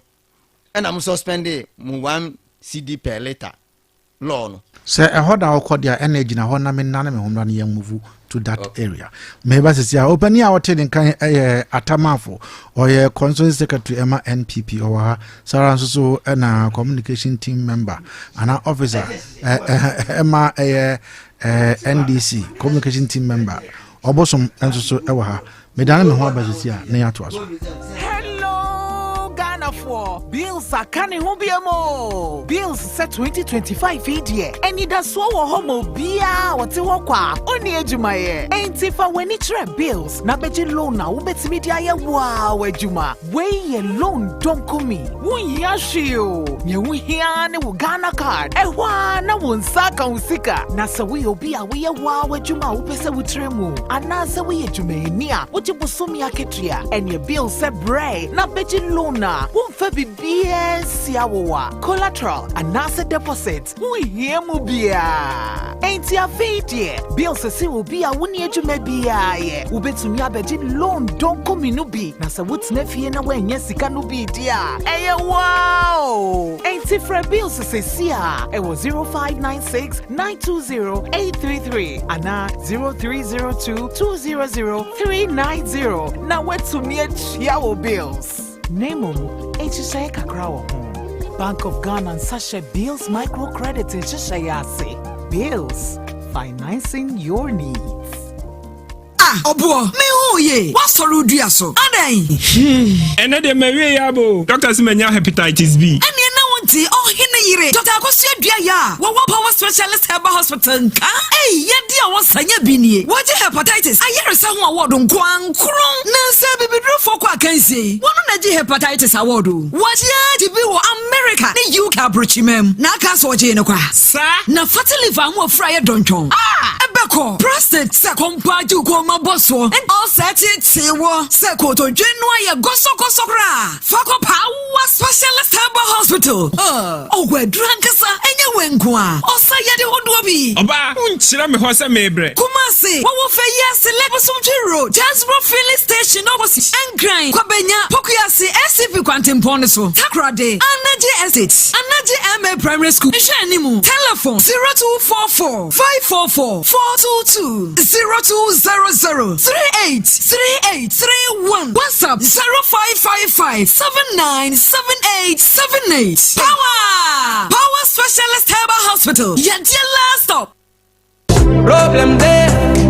Me catch ya say Ranking Collections. And the leading boutique in Western Offer. Now di machinye ne suruma prowa. Wona na ka asem kyerwa. Nkobi sa ma me. Ranking Collections. Why say prekasa no yiri free nkwanma nkwana nya de. Mema hu nyoma de. Fi wutiri so enkosi wo na ase. Ye ton mema hu nyoma nyina bi. It is a check. Shoes, quality jeans, and knickers, slippers, boxes, watches, store set, half shoe, and a full belts, bola tops, and then mema ni man you na share. Baxa and mema ya de say hono. Ni nyina bi wo. Ranking Collections. Ranking Collections in new main. Are your original quality caboose. It is a Nike, Air Force, Jordan. Wafo bika ho. Mema hu nyoma nyina bi wo. Wo pentade ade be ko office. Wo be ko nkwanko wadwuma bia. Ranking Collections zabwa. Sabema wo for wedding, engagement, birthday party. Sorry, hu nyoma nyina wo Ranking Collections. To mema hu nyoma nkoa. Ranking Collections once ma me kan. Say Hidrasi station, GPR to you. Amabro sign on. Nzarwa station hono. The second floor, Ranking Collections. Ewo ho ana sa hwi oso dwase. Team wone dwinase ahifie no. Ana boso pe. Fresh awoma true for way. 0544 461440. Ranking Collections. Buy quality, pay less. Somebody on form.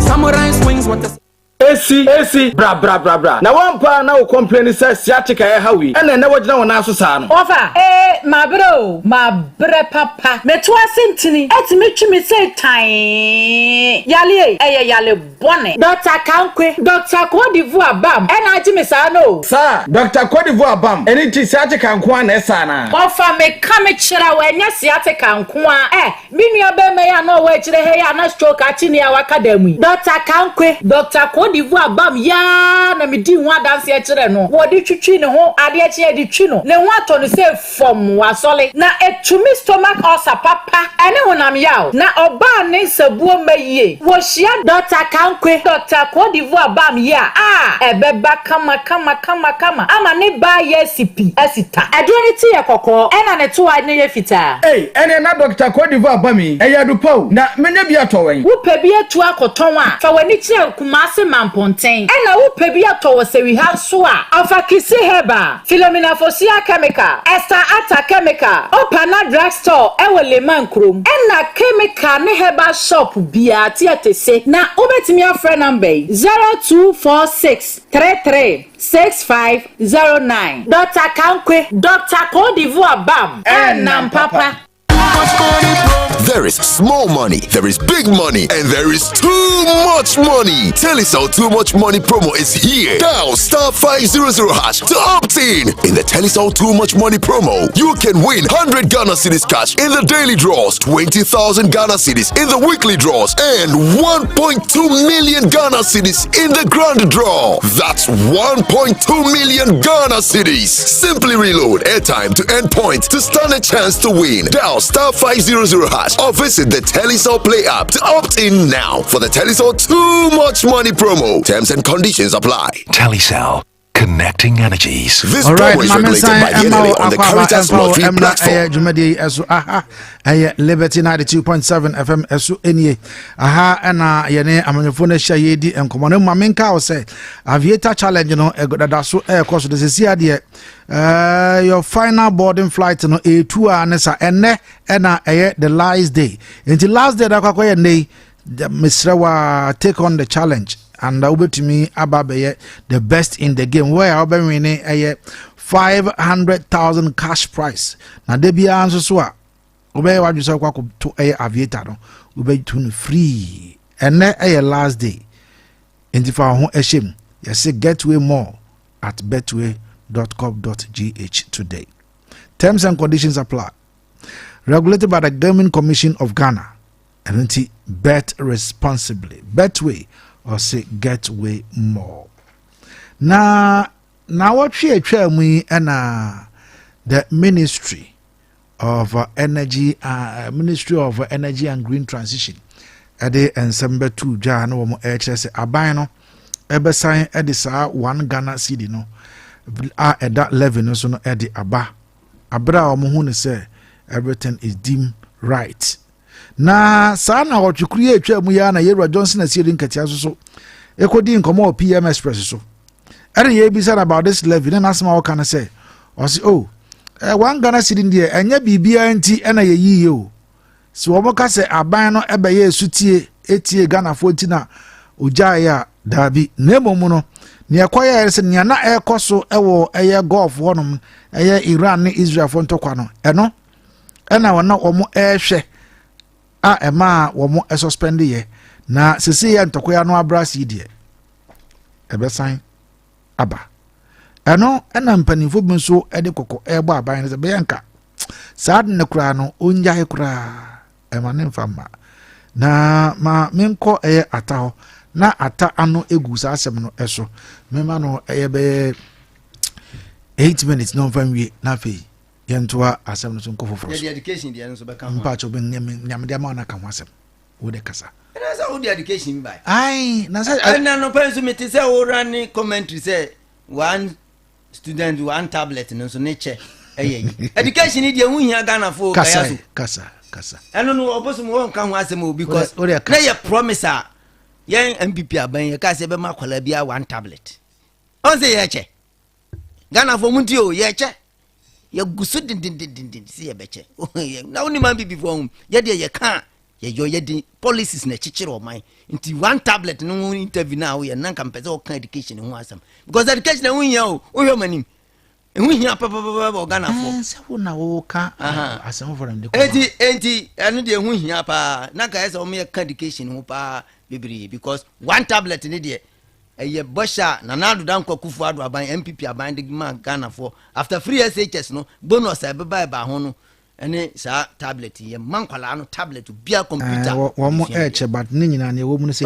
awofo no emra mesan ansa but sa de no de e wetimponte ese awofo no mesan the reason is I'm told say we school na ese wo de ma onyonko the tablet must be a book school by a book yes the book be bia room but nkwala na e ba no omo pesa ade no pa omo de sa ne man ne sua ade mahu bi mo nkwala ne bi wo finti minim enti yes in order to prevent say o we school out de be konti ma o maame e me sign the taking mbajo what ma say say ne be ya wo kwa o maame e be frɛ man aka Joseph akọ that is the reason behind it. I know say every policy no e be affect obi negatively yes e be affecting but the truth of the matter is the intent of you awofo say obekwa akọ sign no undertaking no and say sakwala no edigane a you pay wo oba no obehwe no mane de eden e de aba wan fa amade a na gise wan kase wakọ akutuaka okay nti nheda anya de kese bia huhunu but the person Ghana for hu ni say boshana na nadu dan kwa kufu adu ni Dr. Bawumia e share Ghana for nkwala no ye di so fast track to Levina Eban obosom mon fa Ghana for ni agrosa agroboni hoyi e se obrapa babu kura jitum ana amebwa very good me makana severally say when I'm criticizing the government now I feel uncomfortable because kamuba ye ncheye ba mo nhihye ye amuye ni nyina no ma ye ho kwan say ye criticize mo adenti na me kasa nyame adom Ghana kwa hunyihiem under COVID under Ukraine war e ma Ghana ne ma bo ye den because of global issues nyame adom anu abrase abandada no e de ni body ni widie agi short ni nyina amanne ne nhyehyeye no mo udi hu mfaso kakra amanne fu obo e bafom se bafom a se Ghana fo na ya hu beto yen quickly makoye mra emergency se fu obo na abafom no enam se ne yeto na body na abafom kakra ntino mo so mo pese mo di 1 cd bi to akoto aba akopɛ so na mo de ye mudi tua eka bi a Ghana de ye mo ankasa mo gina ba bi a mo se sika no enso because just electricity cry you 50% no maka no nwran mo de ba ya na mo te se Iran Israel for kontokwanti mo twetwen so kakra mo se bia ntokwa no se a easy kakra nti mo pese mo san de mmara no ba na mo ba implement na fu obo esan ekosoro eno na driver for ni trade union for na to mo nkra se mamo mate omu fu so omu lorry fare so se si ya mo sa ba betu fu alimu 1 cd per liter na umpese omu ye ne den aban ne ye ade baako wei ene ade chia no waye foforo eninti na effect na esese Ghana for enya ewo price na aba fom ni mu no omu nya o market no. Do you know why? Fuwa no fom no na electricity bill so den kosoro. Unim tricky bi a omoye. They want to increase electricity price no by 50%. Mutri but omuntu mi nye the direct. In the first one no omu increase it by 14.75%. Mebwa. Omu increase ya no. Unim se echina. Nyame ya aduma. Ye increase in 14.75% we na ye nya first price no. Ye say increase in bio by 2.4%. 2.45. 45, very good. Percent. Enti ebesan amuvu prices of electricity akosoro mebwa. Meteo. Unim say electricity so ye one of the common ingredients inputter ye the production. We are seeing now. It once I be increase electricity bo pepe no affect almost every product. Inti bad that no when increase electricity be more than 14%. And was added 2% or 40% as I be count. Inti gradually they are heading towards cumulatively no more than 20%. It is a my 20% increment to crown and because we're increasing 14. For instance, so to use electricity bill 100 cities are already we're increasing 14.75. You find say we 215 cities. They say I cost 17 straight. That's my say. So say was at the 2.45 aka and no I can't enye 17 no because 17 anka price no ebe from kakra. But because we can increase in 14 obey increase 2.474 no by plus the 14 into a cost more. I'm the mass in Tibia on Timasi. And I make us say, Ukambuma. Ukambuma, why a mistake? 2.45 no. And that is the reality. That is it. Say, you're increasing no, me are confused. But you're very tricky. For instance, we're increasing to 14.75. Mewa. And as I see, our day 2.45 back home. Tonight 17.2, but enya no correct. Michiro, the entire enya no correct say. O increasing to 14.75 no. At the base no, ebe kosoro. Yes.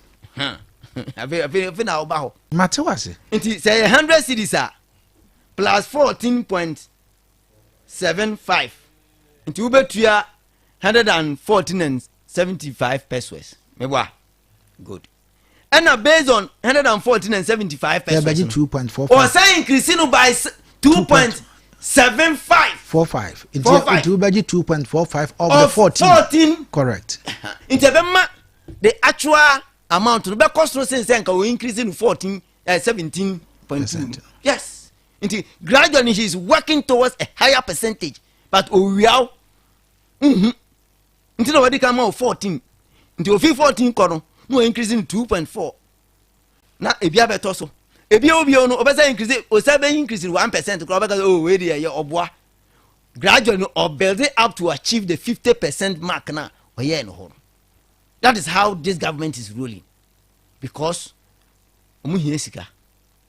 Oma boka. Tax dey rule on my. Oma boka. Nti sa na omo ye no. Anything na reflect on market no. Because what we so no now we increase electricity it is a robbing Peter to people tina mpani for say otutu nam ucha otechre mana otutu wi a omi nam bia enti obosom yesra mu mo ba ye mo se eto ekun Ghana fo enti eto bi wo ho amayi afiri ho mebwa say sanitation yesi smoke eto bi omayi utu bi da so won tu bi da na ye mara but ye ntua smoke tax utua ye ntua nso ma ye fro betting tax utua bet enti won tua bi da ye mrantie na tua bet no mutua ye se ye fro se omoso ye Ghana for minim problem ye se ye fro na akwala na o tua bet no wo se odia wo te ne kakra de akekere o man wo se ye nye na mom ni phone na o charge the electricity charge no o charge no 14.75%. We was at 2.45% bio. No o charge for na electricity be no dia. So robbing Peter to people. Atabedase. Unko baby ai. Oboso. Enti oboso asema mo kan yese ma yi taxes no. And I'm nam kuntru ase. Runabout. Na mo nam chen kwanche ho asem torchlight. Ina mu increase never no kaka. Atama for me that. Na fo humo. Oboso ma mentio. Na fo humo. Kayaso. Ozam kasa ya na me kasa ataka sabia me dia na my confused. Ube confused. Ma me confused. That's what mathematics ya o tire ye. Uma me no angasa o ma o tire ko. Nia ono no pa che ne se. Womo age 14% no. Enye hompuna. On the price. Enye ho na make. And womo de akoka ho. And o masia aba beji 2.45 of the amount now. 14% poni edi nkomo be ne edi a atam ba bi a isiji ntumu ne yi a nkomo be ne edi. Se fu o na asem na. Asem ni nyina ne se. Me MPP aban ofiri hoko yi. Hwe eni kwase nkomo bi wo ye di anka wo so bo studio ebeka bi uba be jakato ho eka na wajato nipa ho to the extent say Ghana ha sanye John Mahama obedi president ana wotimi nya energy minister any finance minister kika omuti bom pay fuel ma yenya fuel reserve ay ba ye beto ye ya de be power ye IPPs ye power plant no na ye ni more than 24 hours. Na minya sure nka meka. As minister Kasia was 3 days or so. 2 point something days. 2 na say 2 point something days. Me da was and no 3 days. So we to me no so ma me. Hwa. Enti se wo was aban kwotena nchen. Na obi aba ye nhyehyeye a wode ba si sa kwan ade na no se satoyam nchen bi kosi se Ghana ebi enne bibi kase bi atoye nya ye nya sika nkonya hwekura at least ye betimi agina ebi na wotwe be bosome na wotwe kura nya moman no bosome enye moman at least wanya bi kura be bosome nsade e wose wotimi nya wokọ no ba bi a wugya oman ni si ye no obi aba what decide to kro we yato ho ye better fuel no so absan power ye per reserve no ye sampe bi nso a ye de be power ata wo se John Mahama emfa ni bottom sika wo aboka to ho waboka wajaka na to ho oba ye no ata me pacho gina ho Ghana fo nim anya menya wo me no mienu ntem energy sector level na 31.2 that's it what just saka we dia to aban ne ho oman ne ho enne Mbajase. Sana nadu ne boy yo. No. Mahama and LDC aban and MPP aban and on boss aka. Yeah, can say. Me pacho mani. Ata. Unya bre. Utu remga Ghana for the maka nkraka. U mami ja kra Ghana for pe. Hwe waboka we yato. Anna aban bi aba. Ana o se. Me hwe na no me ka kire wo fidie so se. Sempo fu ene so ante a. And the just 17 na beto ye na offer and castle to ye beje essence say ye nhwe magana ye medasumo ye nhwe e magana medasu ntia ne fu no se kodu 30 cities per liter kra na Mani anka allow kasa ne mic ni eni ana mechi wo say ekokodu 30 cities per liter mpo a Kayaso anka John Mahama what is levy ni beba because levy ni de did you still support says it's our levy the family 100% na eto no de ya anje to a na o man ye ko first kan fa na ye abu man no of all the taxes you introduce to the say tax na introduce e bobo bi chame tax na introduce e ni dey ye ba tie me ba oh me see allow wo microphone na why on dey ni kasa me see ye ba ye e levy ye be ma hiafo ho a kire om ye ye free ho e levy e ma hiafo ho kire ana tax ye ko fa ba ye ni dey say omutu gold omutu natural resource omunye sika no yemfa to nkoto ho enkoje emfa mesha 11 nanem eno ne de Ghana for pedesa wo na ekoduru ba bi na yenka ne ansam sɛ yɛbɛtumi anya sika de atɔfu ade apawa yenka ne yɛbɛtumi anya sika ma ECG atimi agina na ɛka da hɔnom no ECG ka yɛtimi atua no ɛno yɛnye ɛtoɔ kakra ɛwɔ fuwa so na yɛmfa nkotua saa ka na ata ugyina hɔ sɛ yɛbɛma Ghanafoɔ ho akyerɛw Ghanafoɔ ho bɛkyerɛw nyankane dem ɔmo pɛ ne saa ɛno deɛ ɔmo pɛ ne saa nokora ne sɛ Ghana ni bia ni hɔ a wasun sɛ ma yɛnto ECG bi mu Ghana ni bia nsun yɛ sɛ ECG bi mu yɛntum ata hwɛ ma mo nunum ho nsere na deɛ mo de Ghanafoɔ afam mo de haircut bɛto yɛ so yɛ papa no mu a ɔmo akɔ pension o yɛ papa no mu akɔ pension ɔmo sika mo gyeeyɛ ɛno nanado ho gyee o ɛnyɛ ECG nkane a obi de bɛyɛ adwuma na watua bi aka ho na wanya nkane ne de ayɛ na adwuma de atɔn ne coastal wɔde bi atɔn ne nsuo ɛnyɛ no na wɔbɛka kyerɛ nsuo wura no sɛ ɛma ne ntua to ata asam ne sɛ me maame a wutie me papa a wutie me aburokyire na yɛ pɛsɛ yɛdwane kɔ hɔ nom no yɛ nuanom a waburokyire yɛ mma na waburokyire no ɔmo tua to papa ɔmo tua to na de Ghanafoɔ me de me gyina fidie so aka ne sɛ ɛtoɔ na mo tua ma John Mahama no ɛnyɛ sɛ kufu adodeɛ ne bi mo tua deɛ ɔsɛ wɔde bɛyɛ no wɔde bɛyɛ okay enti mo bi ntie ata ɛmɛka we yɛ mo mfie nwɔtwe no deɛ mo de gya nso mo de Ghana kɔto bom ɛyɛ dansidie nso a Ghana ni bi anim sɛ na nado yɛ deɛ kɔto bom na John Mahama de nkakra ɛyi afri bon no na wɔyi afri bon no mu a yɛmpɛ sɛ bon yɛbɛsa kɔtɔ mu biem enti yɛbɛyɛ nhyehyɛ a ebi ne toɔ na wɔgye ɛtoɔ na wɔgye so yɛde bi yɛ akwan woyɛ ne den apart from sɛ yɛtua energy sector levy no ɛnyɛ sɛ sika we ne yɛde betua wo sika atoɔ foforɔ na yɛgye no yɛde bi bɛyɛ akwan yɛde bi bɛyɛ dwa 24-hour economy market na yɛkosi no asan so okay ata yɛsi wi a asan so fo ɔmo ani bɛgye alright oboso kwan no sui kwan no Koko Rose yɛ prese beba no yɛde bi bɛkɔ akɔyɛ oboso me dase tell us how too much money promo no ɛkɔ yes yɛ wɔ sika ana yɛ wɔ sika kakra na yɛ wɔ sika bebree ɛni sɛ tell us how sɛ wɔn ɛma wɔ sika bebree nea ɔbɛyɛ nyinaa ne sɛ ɔbɛfa wo phone na wa dial *500# ɛno ano no na afei wɔde wɔn ahyɛ bi ana ɔbɛkɔ ɛyɛ play app no so na wa opt in wobɛdi sika 100 Ghana cedis every day, 20 Ghana cedis every 20,000 cedis every day. Nafi the grand prize na 1.2 million Ghana cedis. Niabe ya ne so be fa phone. Na wa recharge and answer be to a bundle 5 Ghana cedis and above. And one no. I don't remember to dial *500#. And now be visit tell us a play app no opt in. Tell us how too much money. You say a big. So win and win big. And just a matter of topping up, and I say you bundle away. Tell us all. You say connecting energies. Terms and conditions in there apply. MRM fee.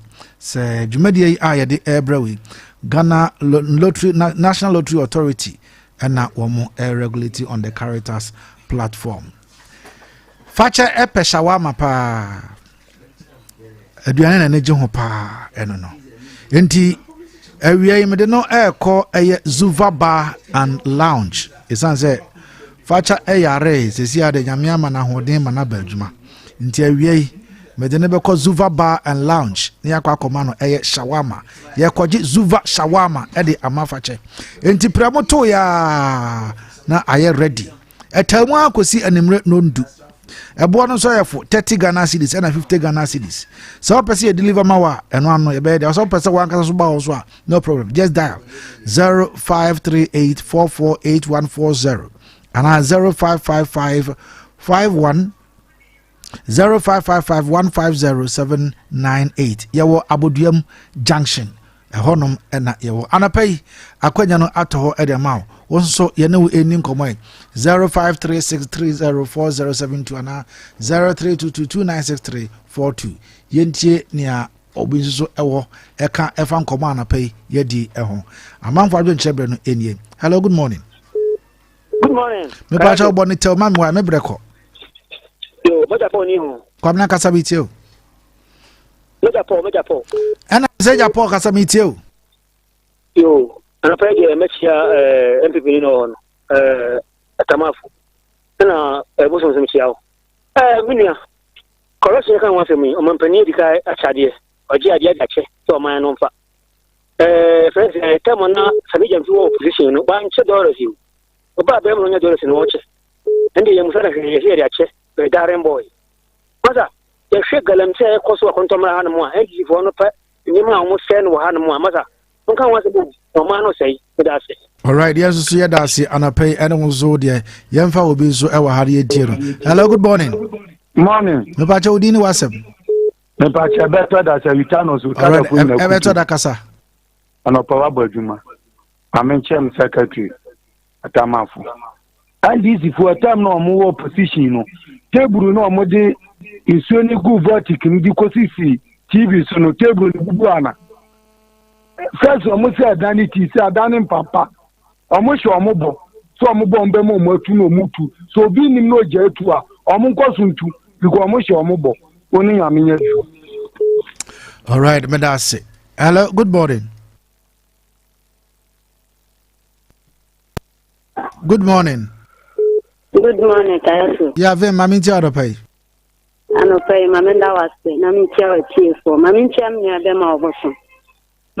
MPP for nti o mambo we ya o mbu twem no na ya o mo fe won o mo boa o John Damania mambo ya o mo fe dodo na nso o ntumi nka sese ntumi nfa o sabe nkum nkira wa jafie nti sa na tie o ntumi end disappointing anado o ntumi disappointing anado ne ba wo mia nti de bia mbe defend o wa John Damania amade na mambo e no e ya o mo fe keke nti no o mo de ana tie o mo ntumi nka so dia ana pay ma mentia wa tie for you one more edase. Hello, good morning. Fine morning, Beningazi. Ejampacha Udini wasem wa bebre ko ye monitor. Pacho ya from Abdul Karim because every crime ku Benzawra. Mamenda masne ajmepa mudima o my gan. Ayana mi timu dadwe mitatimu. Na MPP ni eko shiese ya. Ubehuna MPP ni ekasa ndisi ni mana kwa kama amaka dia wosoka. Ndisi ni nsusu be kana sama na MPP ni pesa be mana kwa. Pesa atamafu eto dia woje. Papa wani kaka ni strong. Se mo shiesa mo kasama ya yewa bonteno na etie efaaba. Na wuka wadie onu be kana die usu ma kwa mane kasa ye bere ya fa abafi asama mukai no yes raw me mu opposite from yen. Hello, good morning.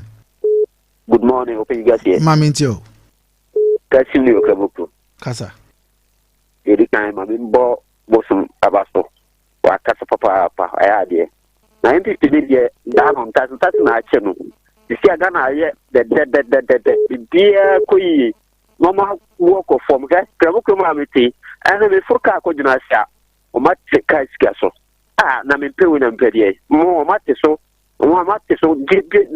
de no ga na ha ya teso aka de ba ku mi pe iti ha MPP ni ron kan nuntum na bia koyi that's it.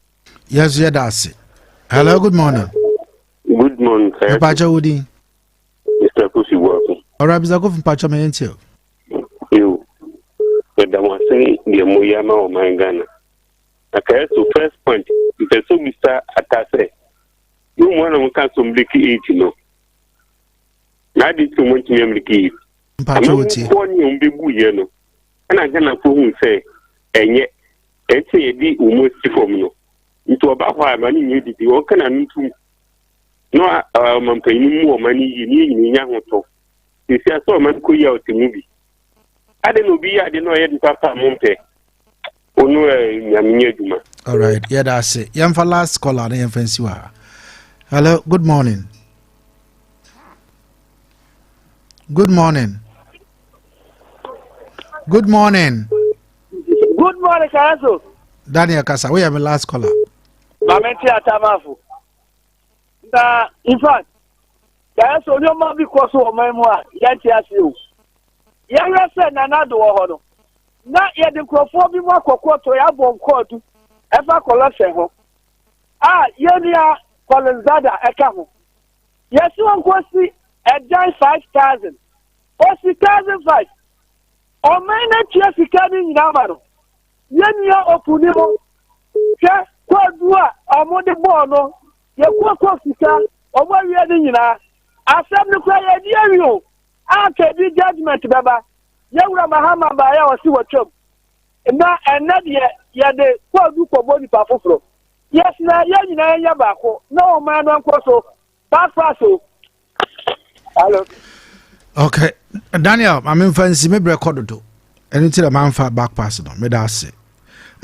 Ma menhwe obosom ene atama afuna yewie.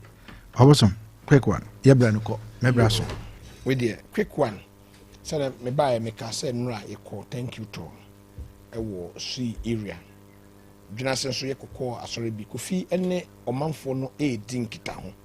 Na asampi so wodin hyehyɛ bebree agu akwam ya yɛpɛsɛ yɛfa so boa MC ene MP megye sɛ ɔmadwen ɛyɛ baako wɔ nneɛma bebree mu ɛnkyɛ common fund bɛba yɛbɛsrɛ atie common fund mai mesrɛ atiefo ene yosofo sɛ ɔmunya abotre enya ebre ɛma aban no nhyehyɛ yɛ kofidi agu akwam fa kuya ho mebreko kuya ho de ne de bebam yebe emo yebedi mu dwuma pa ene mme enna yenuanom so a adwuma opportunity sese na emrante ne bi ko zema do mo koyi training sa blue water guards mo free yours no ene no moko akwanya bibri ba kuku board me ye sure ko fie di nkita ho we de metimi aka fertilizer so ba yenuanom a yekuafo no munsiesie mu me gidi se mo yesusu mu fuo mo also mo ye pruning na mo nye mo no mbufu no enche bia cocoa fertilizer ba obosom emma medas ye nya bi e de agu yimfu ase. Thank you MPP for am men kase ka MPP asem atamafo cocoa pruning ya o kan ho me bra so